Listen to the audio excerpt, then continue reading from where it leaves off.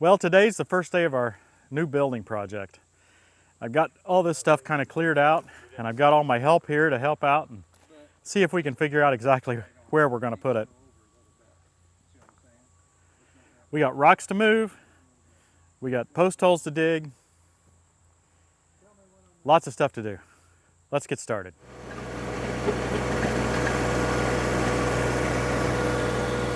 Now we have a 15-foot offset from our property line, an easement. We have to leave that alone because of some drainage issues. So because of that, that puts this edge of the building out in the driveway. That's okay, that was our plan. But we're gonna try to pull this rock from the driveway outside of the building for now. Now eventually we're gonna put all rock inside the building, but we want it all outside now so that when we drill those post holes, we don't get all the rock and dirt and all mixed up. I'm trying to figure out whether this heavy hitch blade is going to be heavy enough to dig down and get that rock, and then if Johnny can pull it when it does start digging it. So we'll all learn that together. The primary weakness of a typical rear blade is a lack of weight. They're almost all really lightweight. The heavy hitch approach removes that limitation. The blade hooks right into the 2-inch receiver and allows me to keep using my rear ballast, well, in this case, down pressure on the blade. I wish I had had time to show you just how much more it will cut with that additional weight than without. This blade does an excellent job, but this driveway's been here for years. So it's in pretty deep. I think we'll get a box blade for Johnny too to help dig that up a little bit, and so we can pull that on over here. I'm gonna make the rest of this driveway anyway, so that's not a problem. We wanna pull it out this way. I'm actually pretty impressed with this little blade. It's a less expensive option, see, than a blade and weights and everything separately. It also takes up much less storage space as that 2-inch bar rotates around to fit right on top of the blade for storage. Bill, you want to try to do this? I view this as kind of a 2 for the price of 1. You get the blade and the rear weight bracket for about the same price as a typical rear blade. Now, I wouldn't recommend to use this blade on any bigger machine than a subcompact tractor. It's plenty tough for whatever you can throw at it with a subcompact, but anything bigger might make me a little bit nervous.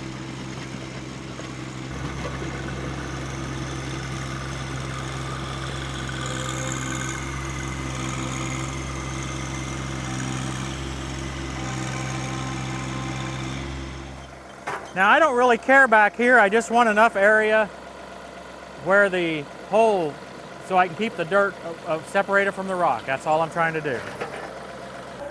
This is my neighbor Rex. You've seen him on several episodes now. I would say he's the best box blade operator I know. But this is the first time he's had a chance to operate a box blade with hydraulically lifting scarifiers. Let's see how he chooses to use them.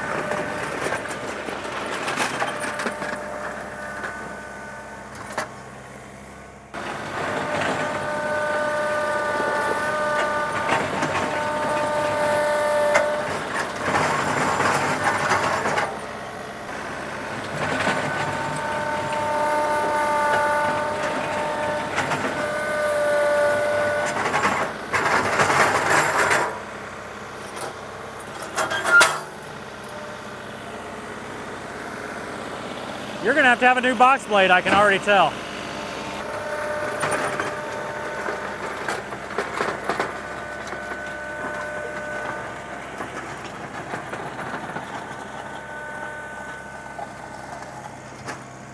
The thing is, you gotta do that the entire length.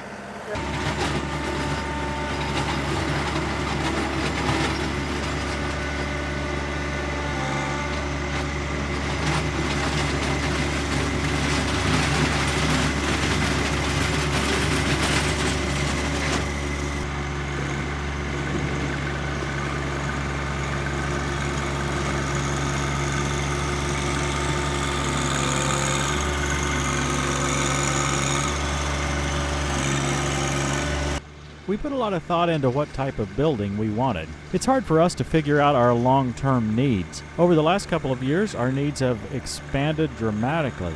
We don't know if this expansion will continue or, well, really, we don't have much idea of what the future holds. On one extreme, we discussed a much larger facility that would be heated and air-conditioned and have office space kitchen and meeting space, trying to prepare for all sorts of future needs. In the end, we decided that this somewhat temporary structure would be a better solution for now. It solves our immediate need for cold storage and keeps us from wasting money on something we might not need in the long run. Not sure if there's room for 3 toys on this playground, but hey, I'm going to try to make it work. If you're interested in more information on the style of building we chose, check out ShelterLogic.com/TTWT. If you're interested in purchasing one, you can use code TTWT for a 5% discount. We were pleasantly surprised that ShelterLogic would be willing to provide such a discount. 5% means a lot on this size purchase.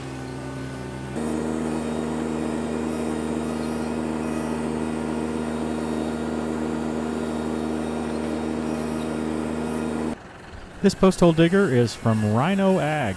We thank the folks at rhinoag.com for sponsoring us. They've been a great partner. We didn't have exactly the right auger bit, so I rented one from the local rental store. I think it cost me $41, and that was for all weekend.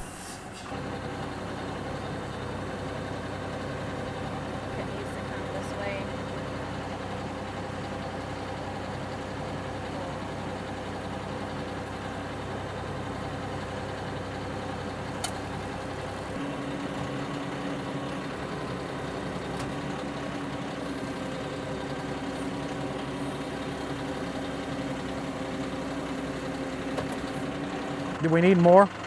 I don't think so. We've got a lot of loose dirt in here.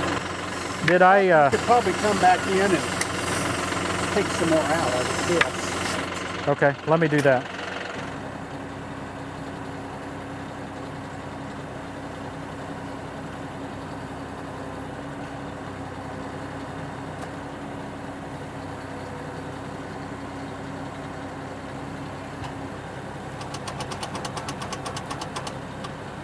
What do you think?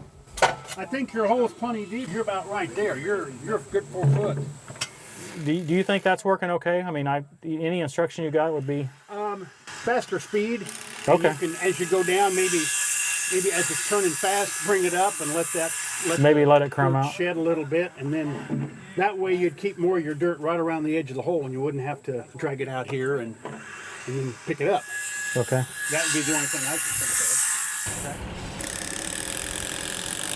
It's nice to have a crew that knows what they're doing. Cameron, you're creating the bottom of the post, is that right?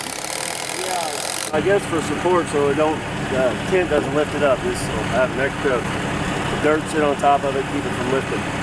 That's what I was told. I'm just here for a pretty face and grunt work. Well, that's what we need, pretty faces and grunt work.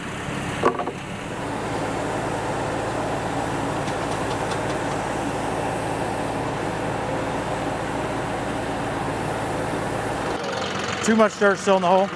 Oh my goodness. 2 foot of dirt still. Oh yeah, okay. So Is that the faster you can spin that? yeah. Is it? Yeah, I just don't have a huge amount of hydraulics. Right. Hydraulics on tractors is so weak. Yeah. Yeah. Back to this size, yeah. Dick wants us to get a bigger tractor. There you go. That's always the solution. Right. Bigger tractor, more hydraulics. Yeah, yeah. It would be really hard to do this without this camera system from AgCam. I believe we're recording this, so hopefully you'll be able to see this view that I'm seeing. Now the resolution isn't quite what we are used to with our 4K camera, but it's plenty good for what I'm seeing here. I think these are 720p for those techies out there. I think they're the highest resolution ag cameras you can get. And I tried pulling it out of the hole to get more dirt out, but I really think just going on down is working as well as anything. Maybe if I could have spun it faster, but this is all the hydraulics I got. That's why I'm running the tractor wide open.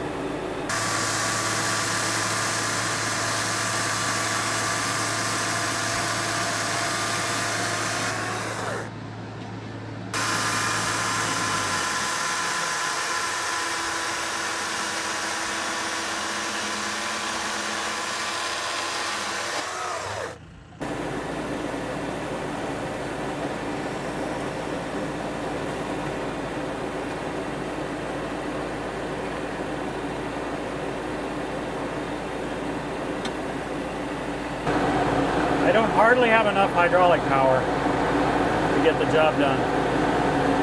This is bare minimum tractor you can have on this particular auger. Now this one's got a diverter kit rather than a third function, so I have to hold the button down while pushing the lever towards the curl position, or the tilt position, I guess you would say. And then I have to push down with the loader boom position, so it's two functions at the same time and hold the button. Now I've got 3 of these cameras, but only one of them's up there where it's kind of useful for this situation.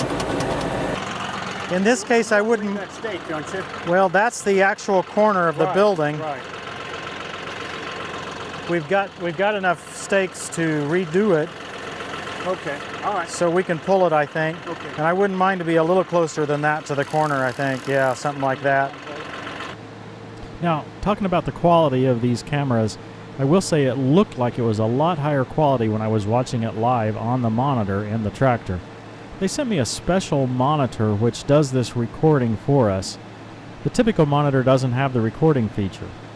For those of you a bit more technical, I believe the video encoder included in that recording monitor may not be quite as high a quality as what it would need to be to produce the best video. Again, for the average user, you'll be viewing the video live on that monitor, and it'll be much higher quality. I know that's a little bit confusing, and I wish I could show you what it looks like, but I don't have a good way to do so. Overall, I think using cameras to see the front-end loader activities is a brilliant idea, and I would encourage you to check into agcam.com to pursue this solution for your needs.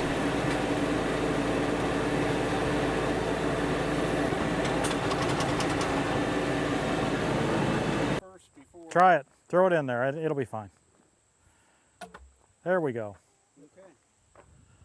Okay, start filling them in. Looks good to me. Yeah, we gotta string it. Oh. That's probably a good idea. Bring it level on. Looks good for who? Waiting in line to use the post hole digger. Oh. you want You're waiting in line. I was going to say there's another one around here. Well, if you want to use it, I mean, I don't want to. How deep are you going? Oh, I'm just trying to crumb it out a little bit. I'm really deep enough. Clean it out a little bit. Yeah, just try to take out some loose dirt. Now that's a friend that'll dig for you with a post hole digger. Yep. Yeah. Yeah, that's good. Close enough for who it's for? Absolutely. Okay, now, before we do any of that, let's measure and make sure we're where we need to be. That We're okay. We're okay, you sure? Well, I mean, we can. We got 6 inches play on each end. Let's measure to make sure we're less than 55 feet. That's all I care. They say good workers are hard to find. I'm going to go hide. 53 and probably 2 inches. Perfect. Because that needs. That's that exactly first what I needs to come wanted. back Yep. a little Yeah, bit. you're good.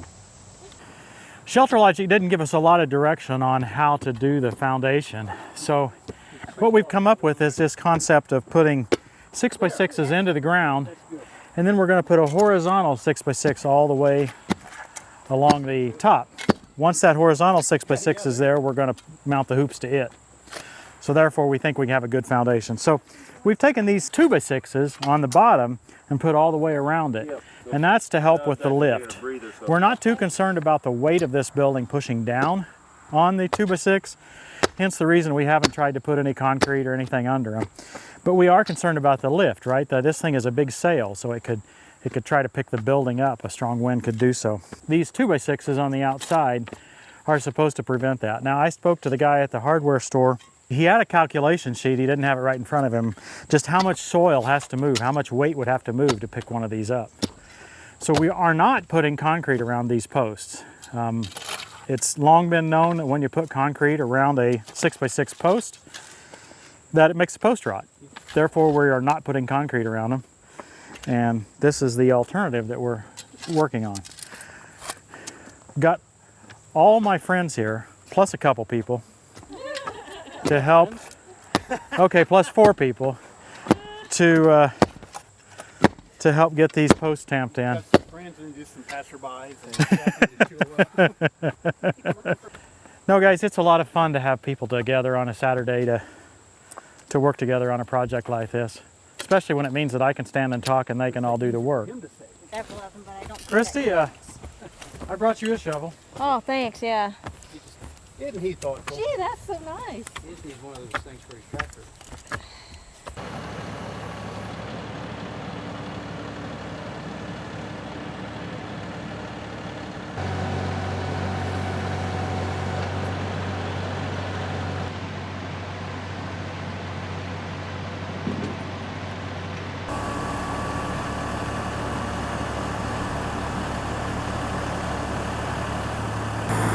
I think that's the 9th hole.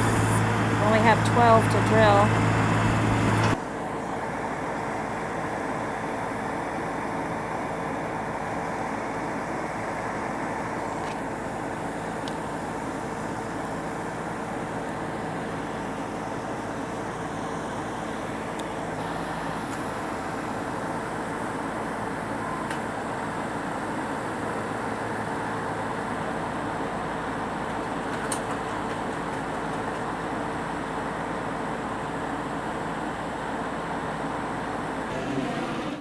Well, we're all done with the post holes. At least we think we are. I'll get the big tractor out of the way here. This post hole digger worked pretty well. It was a little bit hard with the curl and the tilt like I'm showing now. You know, and there's a little bit of visibility issue. The camera helped, but 2 people could do the job with it pretty nicely. There's definitely no problem with the digger itself. I do think that this digger would be more suited for a skid steer. I think it would be a lot easier to use on a skid steer loader. But hey, we got the job done. Let's get on to the next step. they win on the dirt. Not too fast over there. Not too fast. I've never heard you tell me work slower. What do you got? 53.9. Okay, so that gives us a good foot to use. That's fine. If this had been a regular pole barn, we would have spent a lot more time with the batter boards or whatever. What do they call those? Yep, batter boards. At the edge, and we would have squared the whole thing before we ever dug a inch. Yep. 30 over here, you're fine. Oh yeah, we're great down there. Yep. So 30 center to center would be perfect. We're perfect. Perfect. I heard that 2 or 3 times.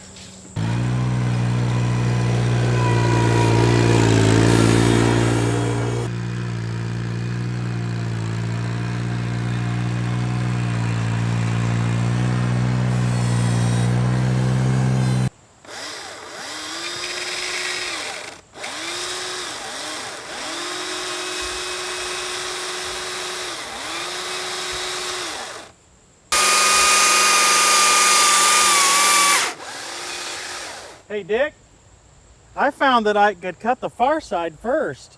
I could see the line all the way around. Yeah, that's kind of what I'm doing. I'm starting on one corner and rotating around. Yeah. Yeah.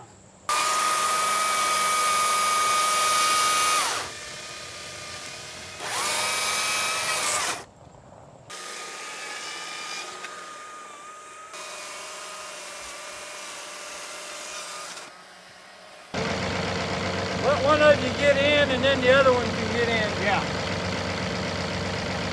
Okay, I'm in.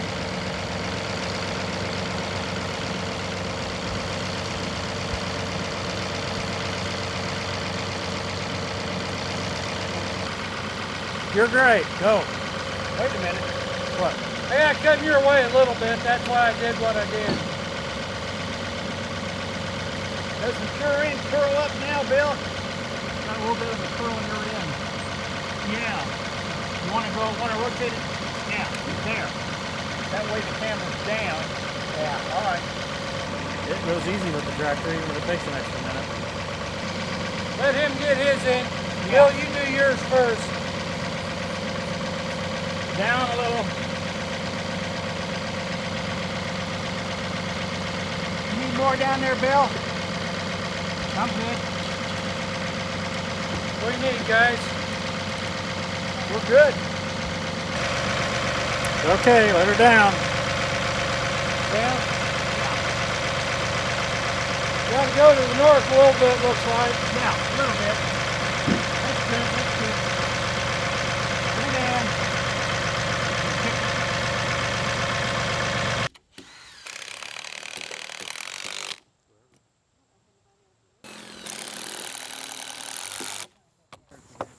I think these brackets are a good idea rather than just trying to lag them in or something.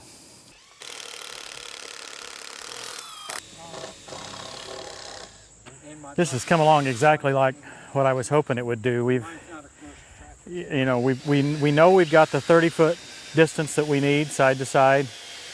We know we've got plenty of length, so we're going to be cutting some off of each end. We're on the very last step right now. Hey, we're all done, guys. Looks good. I should say you guys are all done. I didn't do very much. Well, you were the boss. You're cracking the whip. Yeah. Somebody's got to be management. Yeah. Keep us in line. So we've got the foundation done. Now we've got to put up the hoops and then put that tarpaulin thing over. It's the extra heavy duty one, and we'd like to thank the folks at ShelterLogic. They're providing the shed for us. So hopefully we'll get it up in the next week or so. Depends on when these guys are all available again, right? Yeah, we'll check their schedules. I hope you guys have enjoyed it. Thanks for watching, everybody. We'll see you next time on Tractor Time with Tim.